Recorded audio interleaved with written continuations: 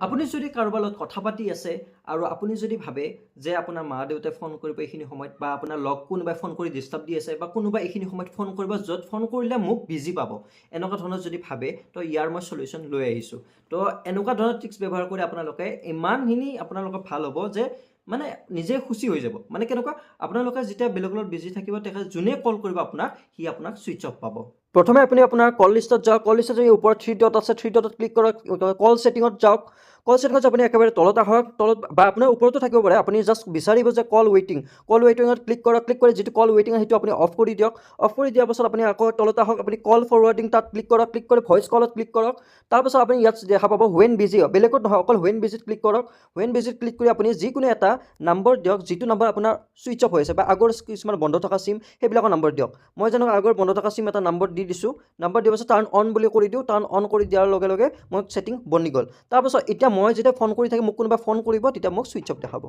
ভিডিঅ'টো ভাল লাগিলে লাইক এটা কৰি দিব চেনেলটো ফ'ল' কৰি ৰাখিব আৰু সকলোৰে লগত শ্বেয়াৰ কৰি দিব যাতে সকলোৱে যাতে এই ট্ৰিক্সটো ব্যৱহাৰ কৰিব পাৰে